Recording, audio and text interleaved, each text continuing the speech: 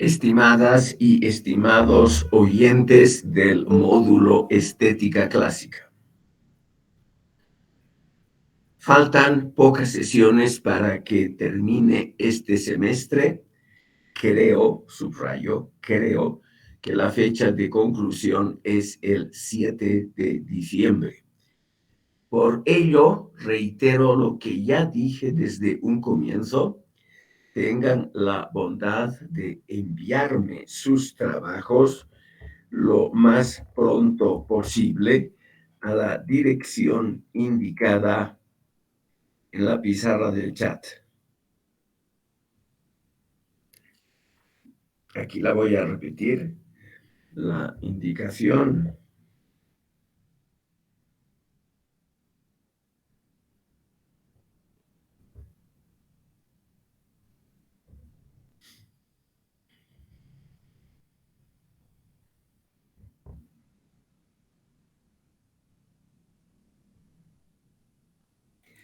Ya he recibido 8 trabajos de ustedes, por lo cual les agradezco mucho a los remitentes. Yo tengo que entregar la planilla de notas alrededor de la fecha de conclusión del semestre y obviamente necesito 1 o 2 días por lo menos para estudiar los trabajos de ustedes y calificarlos. Reitero mi agradecimiento a los que ya han enviado algo.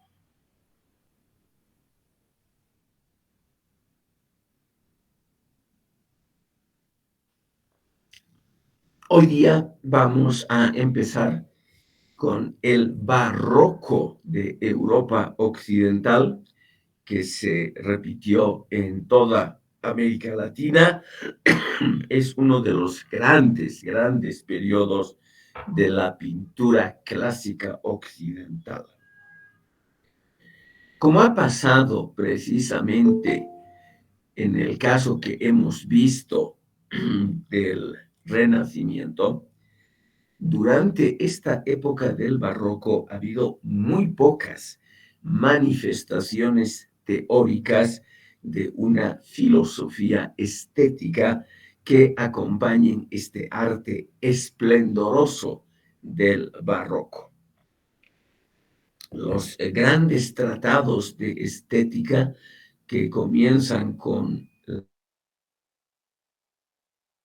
Alexander Gottlieb Baumgarten, Estética, que da el nombre a esta disciplina autónoma de la filosofía, se publica en 1750.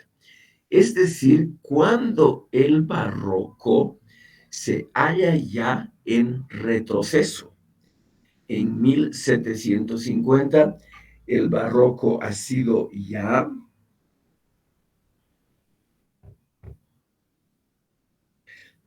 desplazado sobre todo por un estilo cortesano llamado el rococó. Ya desde el nombre nos muestra una cierta frivolidad. El rococó no ha producido grandes obras artísticas y por ello, estimado público, nos podemos, yo creo, en este curso, debido a la brevedad del mismo, nos podemos ahorrar el tratar el rococó en pintura, escultura y arquitectura, y también en filosofía, porque no hay ninguna gran obra interesante. Como les decía, es a partir de 1750, en la segunda mitad del siglo XVIII, cuando aparecen los grandes tratados de filosofía estética, lo que en el fondo fundamenta la filosofía de la estética, los tratados de Baumgarten, de Johann Joachim Winckelmann, que ya lo hemos estudiado, y naturalmente la obra imperecedera de Immanuel Kant, que también la hemos tratado. A partir de 1750 se hace muy popular otro estilo es el último que vamos a estudiar en este curso, que es el neoclasicismo. Y este estilo neoclásico, este que es, digamos, en comparación con el Renacimiento y el Barroco, de una calidad, me atrevo a decir, secundaria, este periodo sí ha producido grandes obras de filosofía estética que las vamos a ver en la última sesión de este curso. Primeramente, estimado público, unas palabras para entender qué es el barroco, este gran estilo predominante en Europa Occidental y América Latina entre fines del siglo XVI y la mitad del siglo XVIII, o sea, con escuelas, variantes, etcétera, prácticamente 200 años de preponderancia estética de lo barroco. Como pasa con casi todos los términos de la estética, barroco es un nombre absolutamente casual. Lo mismo rococó o manierismo.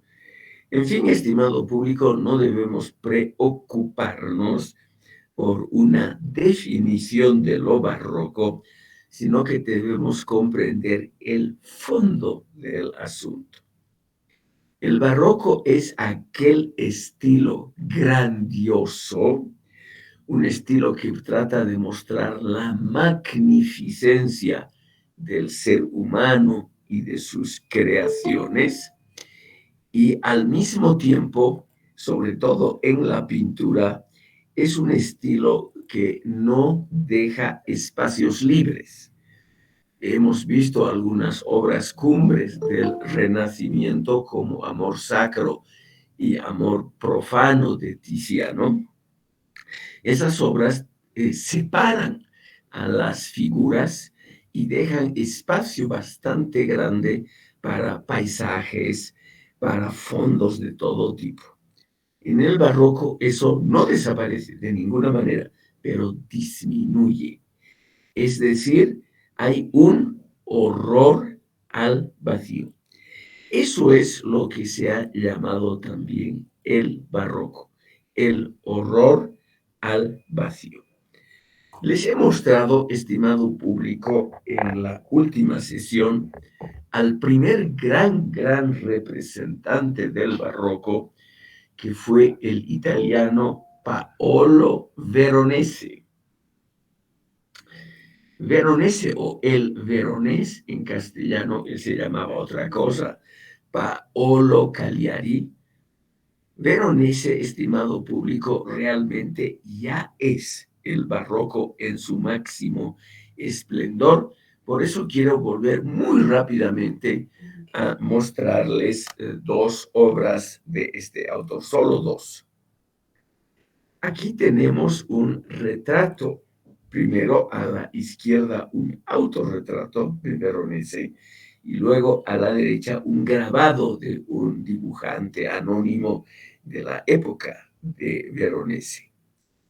Este pintor, estimado público, era muy apreciado, como van a ser casi todos los representantes del barroco. O sea, no son artistas como tal vez en forma romántica nos imaginamos, muertos de hambre, desplazados por la sociedad, discriminados por las clases altas, nada de eso. Los que vamos a ver en esta línea de hoy, Veronese, Caravaggio, Rubens, etcétera, eran pintores extraordinariamente apreciados por la sociedad. Muchos de ellos terminaron muy ricos. Por ejemplo, es el caso de Pedro Pablo Rubens. Eran apreciados porque ellos sabían de alguna manera dar en el clavo de qué es lo que pedían los comitentes, los que comisionaban obras. Los comitentes, ya en la época barroca, que es una época de un cierto apogeo económico.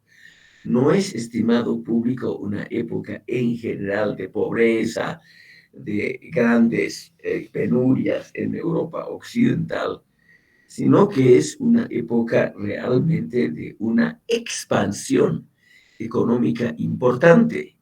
Sectores de la burguesía, la clase media, hasta la Revolución Francesa, logran acumular grandes fortunas, se hacen ennoblecer, o sea, pasan al estamento de la nobleza, y son ellos los que comisionan estas grandes obras y le dan naturalmente algunas ideas al artista.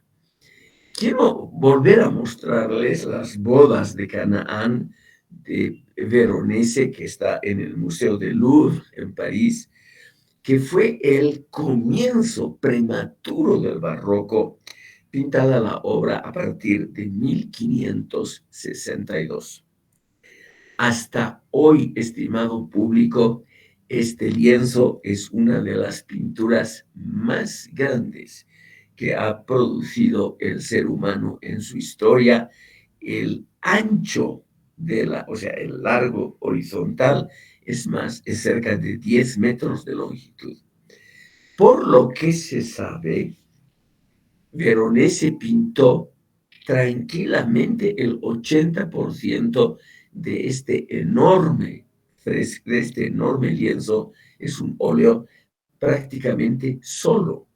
Sus ayudantes, tenía un taller muy conocido, muy reputado, con ayudantes que luego se convirtieron en famosos pintores. Los ayudantes, sobre todo, han pintado las formas arquitectónicas. Ustedes ven aquí lo que quiere el comitente, el que ha encargado la obra. Quiere, estimado público, lo principal del barroco, la representación. Él quiere que la gente lo alabe. Él quiere que sus amigos por fin se den cuenta de que él es extraordinariamente rico y poderoso, y él quiere representar su nueva situación social. Él quiere dejar plasmado en pinturas su ascenso social.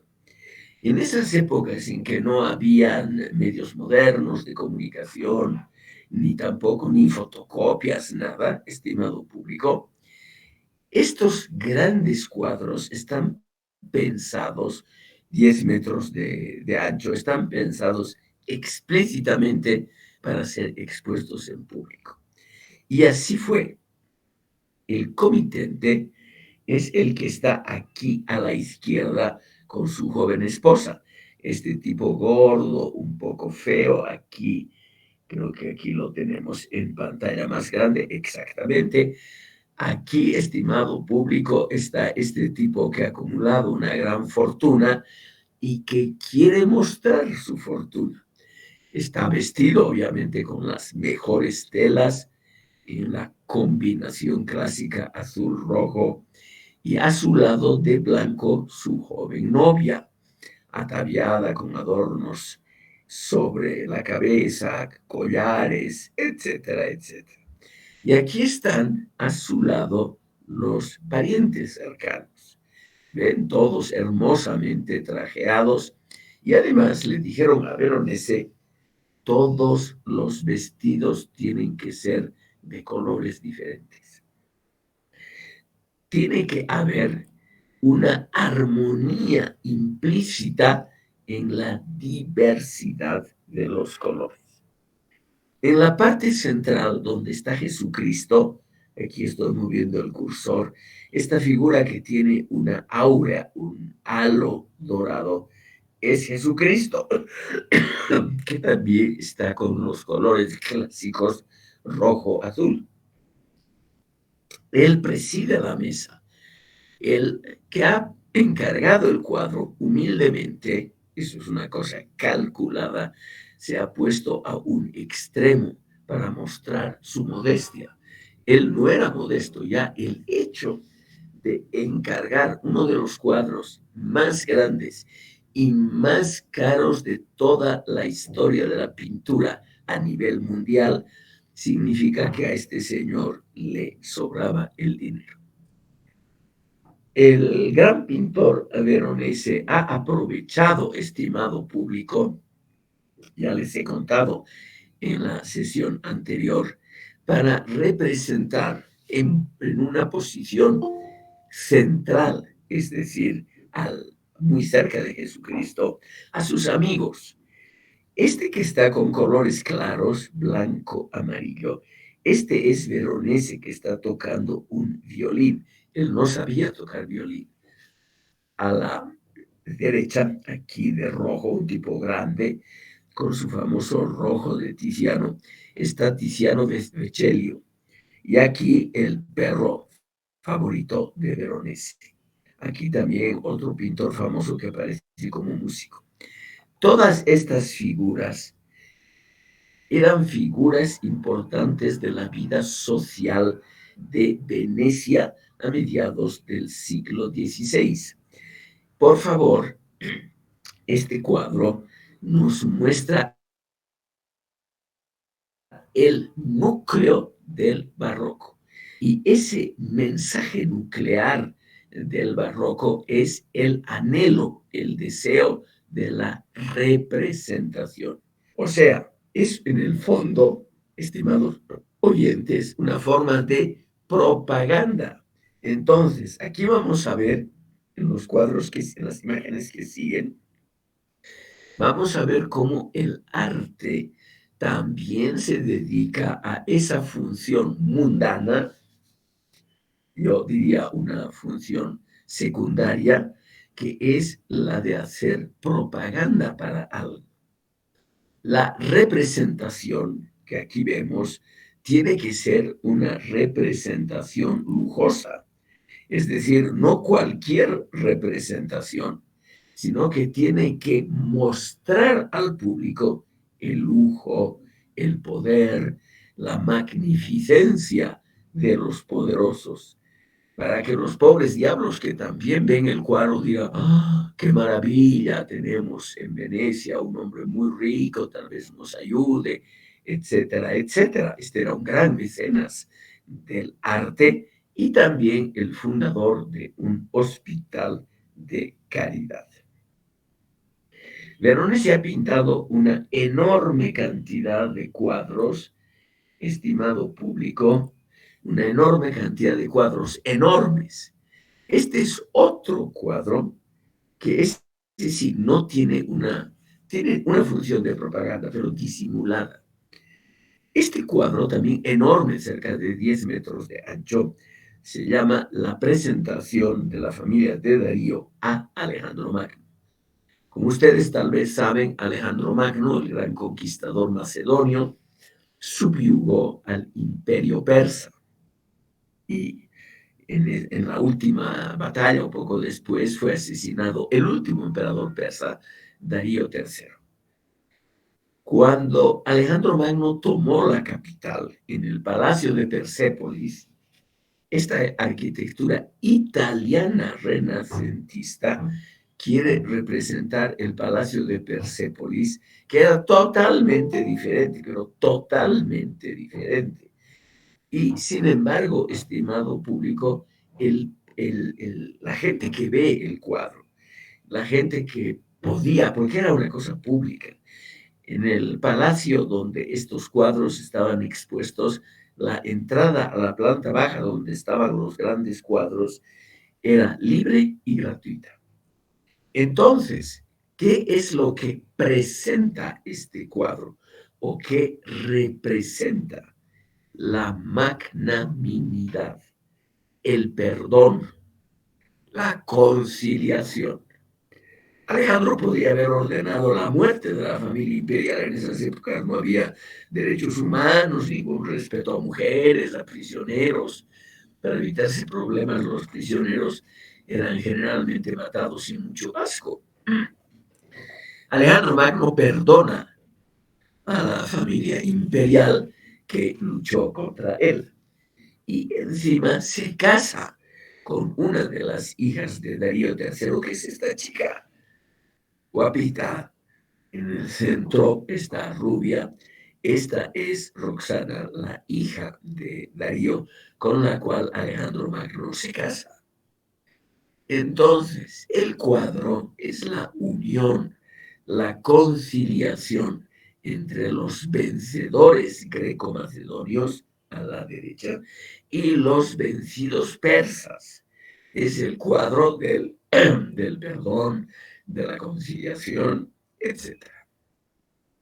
Como ven ustedes, la propaganda trata de mostrar, estimado público, claramente que se trata de un intento de mostrar la magnanimidad, la bondad de la República Veneciana. Venecia era una república en esa época, era un estado libre y muy rico por el comercio. Los venecianos tenían posesiones en todo el Mediterráneo oriental.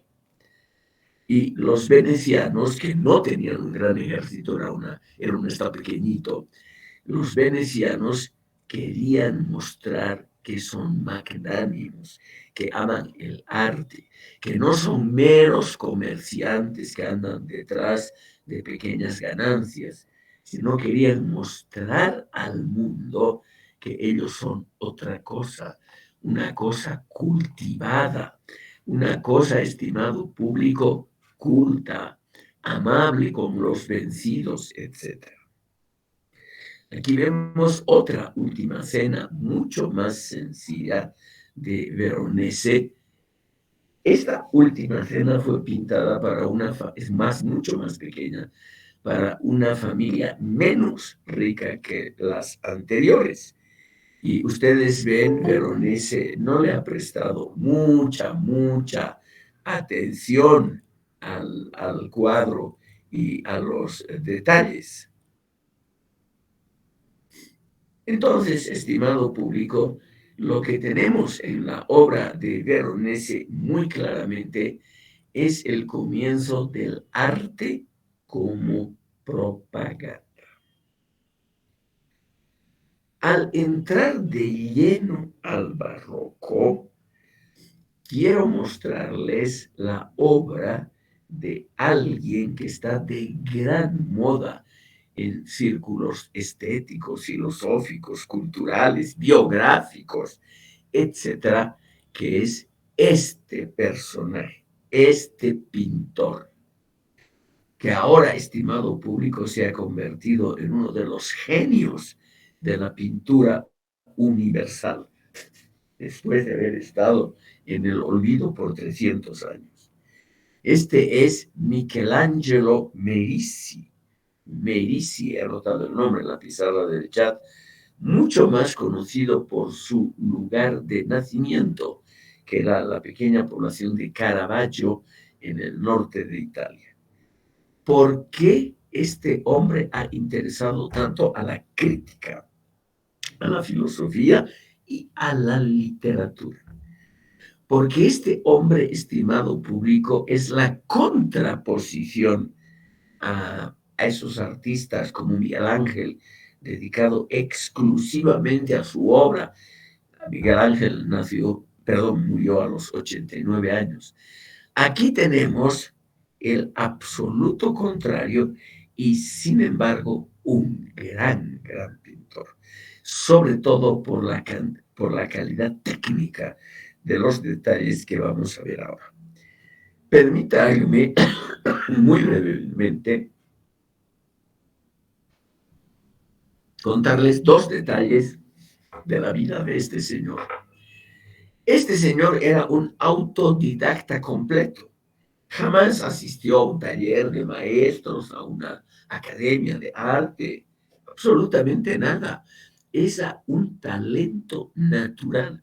Un chico de familia relativamente pobre que él mismo, a la edad de 8 años, descubre que va a ser pintor. La familia no entendía nada de arte en esa época. Las barreras sociales eran muy grandes y los pobres tenían que trabajar en otras cosas. y sin embargo él se fuga de la casa paterna y se dedica a vivir una vida extremadamente, podríamos decir, irregular, una vida muy llena de confusiones, de hechos muy raros, etcétera, porque a él le gustaba la vida activa. A él no le gustaba, a pesar de que se llamaba Michelangelo, como el gran Michelangelo Buonarroti, este Michelangelo Merisi Caravaggio le gustaba la vida activa. Permítanme la descripción de un día en la vida de Caravaggio. Él pintaba hasta la puesta del sol. Nunca quiso pintar con velas, con ayuda de luz artificial, sino que realmente a las 5 o 6 de la tarde él dejaba los pinceles, agarraba su espada y se dedicaba a ir de taberna en Roma, de bar en bar, buscando pelea. Era un tipo muy agresivo, muy peleador, le encantaba envolverse en problemas. Era un tipo muy, en ese caso, muy irracional. Ya a los 14 años, otra de las causas para las que él se fugó de la casa paterna, a los 14 años ya mató a un tipo sin que le haya hecho nada, una mini provocación, algo sin importancia. Entonces tenemos aquí el ejemplo del agresivo, del pintor realmente pendenciero, todo lo contrario a Rafael, a Miguel Ángel, a Leonardo da Vinci. Tenemos realmente a un tipo que busca problemas y obviamente encuentra. Michelangelo Merisi mató a varias personas, tuvo procesos legales, estuvo preso, tuvo que huir varias veces de Roma, huyó a Nápoles, de Nápoles a la isla de Malta, en la isla de Malta se peleó con la gente, pese a que fue también acogido muy generosamente por la soberana orden militar de Malta. De ahí huyó a Sicilia, de Sicilia volvió a Roma y cerca de Roma murió en circunstancias poco claras, no se sabe bien qué le pasó y murió relativamente joven. Él vivió entre 1573 y 1610. En la pintura barroca, estimado público, hay un motivo muy usual que se llama en español bodegón o naturaleza muerta. Él es Caravaggio el iniciador en el barroco italiano de las naturalezas muertas. Pero él no ha pintado unas naturalezas muertas que realmente tengan un valor que uno quiera comerse estas frutas por lo rico, por lo ricas que parecen. No, él, si ustedes se fijan, sobre todo aquí a la derecha donde está el cursor, él ha pintado unas ramas que ya están putrefactas aquí. Las hojas están negras y en el centro las hojas ya están agujereadas y se están pudriendo. Ustedes ven aquí la fruta que más sobresale es esta manzana roja y amarillo y también tiene ya puntos de descomposición. Aquí esta hoja también, esta hoja de color más claro, muestra claros signos de putrefacción. Además, esta naturaleza muerta, el gran mérito de Caravaggio es que usó un fondo claro. Generalmente se han usado en el barroco fondos oscuros para que sobresalgan las frutas o los objetos que se pintaban en los bodegones. En cambio, él, estimado público, esta es una pintura de 1596. Él pintó esto, estimado público, mostrando, como él mismo dijo, la dignidad de las cosas humildes. Este es uno de los datos interesantes del barroco. También ha habido en el barroco la tendencia, vamos a verlo eso en Velázquez y en Murillo, a pintar cosas de la vida cotidiana, sobre todo pinturas donde aparecen los pobres de las ciudades. Pero el mérito de Caravaggio es que él inicia esta tendencia y él pinta, como ustedes ven, unas peras aquí arriba que ya están muy maduras. Aquí pueden ver ustedes otra vista. Esta pera, por ejemplo, ya tiene claros trazos de un comienzo de descomposición, las hojas aquí también, y sin embargo, la vista general es muy armónica. Realmente es un bodegón, una naturaleza muerta que fue desde el primer momento altamente apreciada. Entonces, este bueno de Caravaggio, pese a su vida pendenciera todos los días, salía a las 6 de la tarde a buscar líos con la gente, mató a mucha gente, es decir, era un tipo muy desagradable, pero como era un gran pintor, y esto es también el barroco, estimado público, él fue defendido por el Papa y los cardenales.